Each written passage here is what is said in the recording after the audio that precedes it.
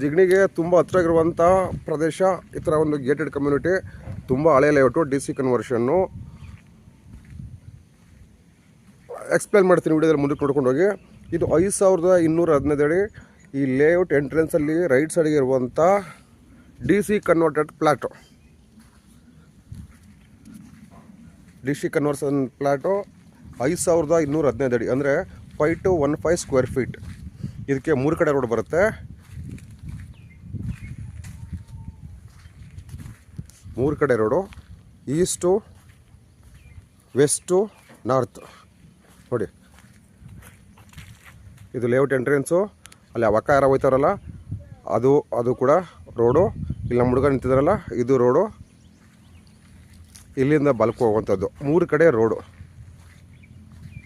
North, is to, west 3 ಕಡೆ road ಇರುವಂಥ 5215 ಅಡಿ DC ಕನ್ವರ್ಷನ್ ಫ್ಲ್ಯಾಟು.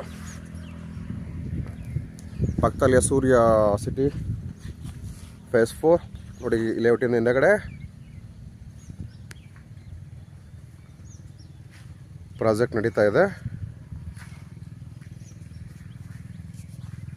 ತುಂಬ ಹಳೆಯ ಲೇಔಟು. ಇಲ್ಲಿ ಅಕ್ಕಪಕ್ಕ ಎಲ್ಲ ಒಂದಷ್ಟು ಮನೆಗಳಾಗಿದ್ದಾವೆ.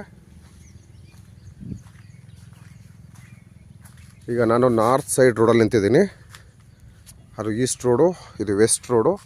ಇದರಿಂದ ಸೌತ್ಗೆ ಬೇರೆ ಸೈಟ್ಗಳಿದ್ದಾವೆ. 5215 ಅಡಿ DC ಕನ್ವರ್ಷನ್ ಫೇಸ್ 4.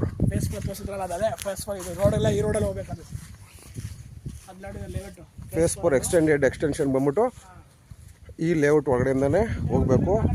ಕೆಲಸ ನಡೀತಾ ಇದೆ. ಈ ಲೇಔಟಲ್ಲಿ ಒಂದು 6 ಮನೆಗಳಾಗಿದ್ದಾವೆ. ಊರಿಂದ ಜಕ್ಕನಹಳ್ಳಿ, ಏನದು ಕಾಡ್ಜಕ್ಕನಹಳ್ಳಿ ಅಲ್ವೇ? ಕಾಡ್ಜಕ್ಕನಹಳ್ಳಿ ಊರಿಂದ ಅರ್ಧ ಕಿಲೋಮೀಟ್ರಿಗೆ.